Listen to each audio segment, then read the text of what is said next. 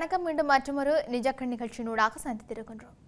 முன்னாள் அமைச்சர் மஹிந்த விஜயசேகர தொலைத்தொடர்பு தபால் அமைச்சராக பதவி வகித்த காலத்தில் பதுளையில் வைத்தே அவரை கொலை செய்ய விடுதலை புலிகள் முயற்சித்ததாகவும், ஆனால் முன்னாள் ஜனாதிபதி மஹிந்த ராஜபக்சவினாலேயே அங்கிருந்து அவர் உயிர் தப்பியதாகவும் நாடாளுமன்ற உறுப்பினர் சாமர் சம்பத் தெரிவித்திருக்கின்றார். தென்னிலங்கை தொலைக்காட்சி ஒன்றுக்கு வழங்கிய நேர்காணல் ஒன்றின் போது அவர் இந்த விடயங்களை வெளிப்படுத்தியிருக்கின்றார். எனினும் 3 நாட்களின் பின்னர் மாத்தரை அகுரசையில் இடம்பெற்ற மீலாது நபி தின வைபவம் ஒன்றின் போது மாத்தரை கொடப்பிட்டிய முஸ்லிம் பள்ளிவாசலுக்கு அருகில் நடத்தப்பட்ட தற்கொலை தாக்குதலில் மஹிந்த விஜயசேகர சிக்கியதாகவும் சாமர குறிப்பிட்டிருக்கின்றார். இந்த சம்பவம் தொடர்பில் நாடாளுமன்ற உறுப்பினர் மேலும் கூறுகையில், தெமோரவில் புதிதாக தபால் நிலையம் ஒன்றை அமைப்பதற்காக அடிக்கல் நாட்டும் நிகழ்வில் கலந்து கொள்வதற்காக அன்றிருந்த தபால் துறை அமைச்சரான மஹிந்த விஜயசேகர பதுளைக்கு வருகை தந்திருந்தார். குறித்த நிகழ்வை நானே ஏற்பாடு செய்திருந்தேன். பதுளைக்கு வந்தவரை அன்று 12 மணியளவில் எல்ல விடுதியில் தங்க வைத்தேன். முன்னாள் அமைச்சர் நிமல் ஸ்ரீபாலடி சில்வா பதுளை அலுவலகத்தில் இருந்தார். இந்த சந்தர்ப்பத்தில் நிமல் ஸ்ரீபாலடி சில்வா 1 மணி போல என்னை அழைத்து அலுவலகத்திற்கு வர சொன்னார். நான் அங்கு சென்றபோது விடுதலை புலிகள் பதுளைக்கு வந்திருப்பதாகவும் இருவரின் உயிருக்கும் ஆபத்து என்றும் ஜனாதிபதி மஹிந்த ராஜபக்ச தெரிவித்ததாகவும் அவர் தொலைபேசியில் கூறியிருந்தார். இவையொருபுறம் இருக்க, இலங்கை அனர்த்த முகாமைத்துவ சட்டத்தை தற்போதைய நிலைமைகளுக்கு ஏற்ப புதுப்பிக்குமாறு ஜனாதிபதி அனுரகுமார திசாநாயக்க அறிவுறுத்தியிருக்கிறார். ஜனாதிபதியின் தலைமையில் நேற்று கூடிய தேசிய அனர்த்த முகாமைத்துவ கவுன்சிலின் 14வது அமர்வின் போது இந்த உத்தரவு வழங்கப்பட்டிருக்கின்றது. அனர்த்த முகாமைத்துவத்திற்கான தேசிய சபை 7 ஆண்டுகளுக்கு பிறகு கூடுவது விசேட அம்சமாகும். இதன்போது தற்போதைய காலநிலை மாற்றத்தை எதிர்கொண்டு அனர்த்த முகாமைத்துவம் செயற்திறனுள்ளாக்குவதன் அவசியம் குறித்து கவனம் செலுத்தப்பட்டதோடு புதிய சவால்களை எதிர்கொள்வதற்கும் தற்போதைய சட்டத்தை காலத்தின் தேவைகளுக்கு ஏற்ப திருத்த வேண்டும் என்றும் குழு முடிவு செய்தது. அத்தோடு அனர்த்த முகாமைத்துவம் மற்றும் நிவாரணத்திற்கான தற்போதைய நிதி வரம்புகளை திருத்துதல், தற்போது நிறுத்தப்பட்டுள்ள திட்டங்களை மீண்டும் செயல்படுத்த தேவையான நிதி ஒதுக்கீடுகள் போன்ற நடவடிக்கைகளை பின்பற்றுமாறு அதிகாரிகளுக்கு ஜனாதிபதி அறிவுறுத்தினார். அனர்த்த முகாமைத்துவத்திற்கான நிதியம் ஒன்றை நிறுவும் முன்மொழியப்பட்டதோடு இதற்கு சபையின் அங்கீகாரமும் வழங்கப்பட்டிருந்தது. அனர்த்தத்தை எதிர்கொள்ளக்கூடிய வீடுகளை அடையாளம் காண்பதை விரைவுபடுத்தவும், அந்த வீடுகளில் இருந்து மக்களை வெளியேற்றவும், அவர்களின் பாதுகாப்பை ஆராயவும் ஜனாதிபதி அதிகாரிகளுக்கு அறிவுறுத்தியும் இருந்தார். வீடுகளுக்கான இழப்பீட்டுத் தொகையை அதிகரிக்கவும் ஜனாதிபதி அனுரகுமார திசாநாயக்க பரிந்துரைத்திருந்தார். இடம்பெயர்வு முகாம்களில் தொடர்ந்தும் இருக்கும் மக்கள் குறித்தும் ஜனாதிபதி அனுரகுமார திசாநாயக்க கவனம் செலுத்தியதோடு பதுளை பூனாகலையைச் சேர்ந்த 58 குடும்பங்கள் இன்னும் இடம்பெயர்வு முகாம்களில் இருப்பதாக இதன்போது சுட்டிக்காட்டப்பட்டிருக்கின்றது.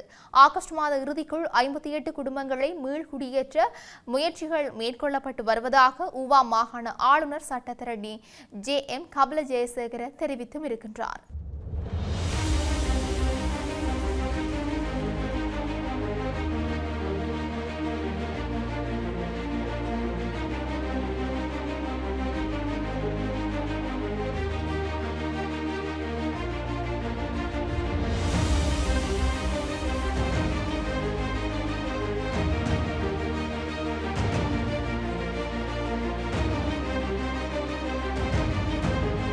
தொடர்ச்சியாக சட்டமா அதிபர் திணைக்களத்தால் 2022 தொடக்கம் 2024 காலப்பகுதியில் தாக்கல் செய்யப்பட்ட வழக்குகளின் எண்ணிக்கை தொடர்பான தரவுகள் இல்லை என்று நீதி மற்றும் தேசிய ஒருமைப்பாட்டு அமைச்சர் ஹர்ஷன நாணயக்கார தெரிவித்திருக்கின்றார்.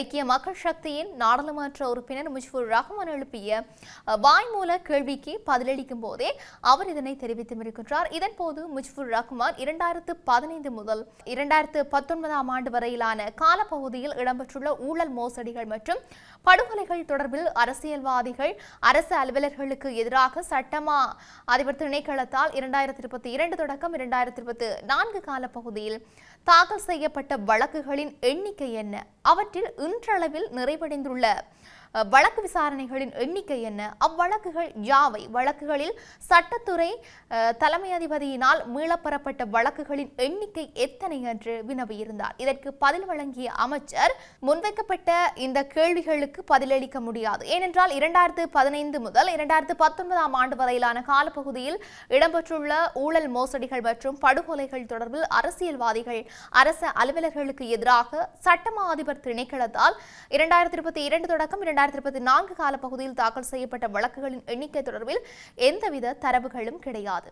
சட்டமா அதிபர் திணைக்களத்தால் வழக்கு தாக்கல் செய்யப்படும் போது அரசியல்வாதிகள் அரசு அலுவலர்கள் என்று வகைப்படுத்தவில்லை. அது தவறானது. பொதுவான நிரல்படுத்தலை குற்றங்களை அடிப்படையாக கொண்டு வகைப்படுத்தப்படுகின்றது என்று சொல்லியும் அவர் கூறியிருந்தார். இவையொருபுறம் இருக்க, இலங்கை பொருட்கள் மீது அமெரிக்கா அண்மையில் விதித்த 20% வரி காரணமாக ஏற்படும் விளைவுகளை பற்றிய முக்கிய கலந்துரையாடல் ஒன்று நேற்று இலங்கை ஏற்றுமதி அபிவிருத்தி சபையின் ஏற்பாட்டில் நடைபெற்றது. இந்த கலந்துரையாடலில் வரி உயர்வின் நேரடி தாக்கம், இலங்கையின் முக்கியமான ஏற்றுமதி பொருட்கள் மீது ஏற்படும் நட்டம் மற்றும் உயரும் உற்பத்தி செலவுகள் குறித்து விரிவாக மதிப்பீடு செய்யப்பட்டது. குறிப்பாக ஆடைத்துறை, தேயிலை, ஏனைய விவசாயம் மற்றும் கடலுணவு பொருட்கள் உள்ளிட்ட அமெரிக்காவுக்கான முக்கிய ஏற்றுமதி பிரிவுகள் இந்த வரியால் மோசமான பாதிப்பை எதிர்கொள்வதாக குறிப்பிடப்பட்டது.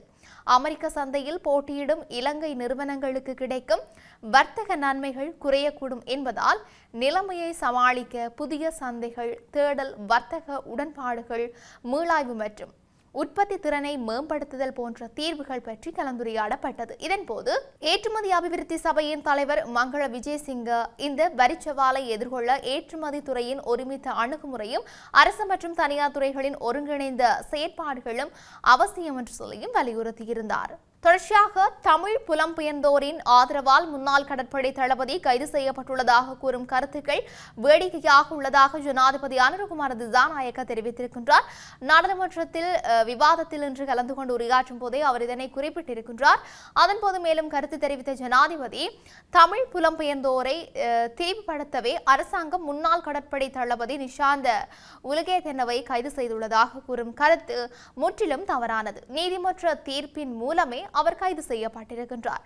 விசாரணைகளுக்கு அமைய அவருக்கான தண்டனை வழங்கப்பட்டுள்ளது. அவரை கைது செய்து தமிழீழ விடுதலை புலிகள் அமைப்பை திருப்திப்படுத்த அரசாங்கம் செயற்படுவதாக கூறுகின்றார்கள். நாங்கள் திருப்திப்படுத்துவது நமது நாட்டில் உள்ள தமிழ், சிங்கள, முஸ்லிம் மக்களையே. அதுவே எங்களது கடமை.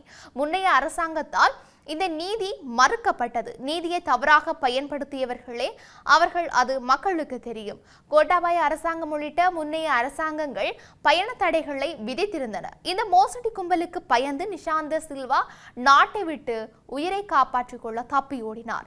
நீதியின்படி செயற்பட்ட சட்டத்தை நடைமுறைப்படுத்திய ஷானி அபிஷேகர 11 மாதங்கள் சிறையில் அடைக்கப்பட்டார். ஆனால் தற்போது நீதி சரியாக செயற்படுகின்றது, நியாயமான தண்டனைகள் வழங்கப்படுகின்றன என்று சொல்லியும் அவர் தெரிவித்திருந்தார். ஆகவே நாட்டில் இன்னும் என்னெல்லாம் நடக்கப் போகின்றது என்று சொல்லி நாங்களும் பொறுத்திருந்து பார்க்கலாம். மீண்டும் மற்றொரு பதிவினூடாக சந்திக்கலாம். வணக்கம்.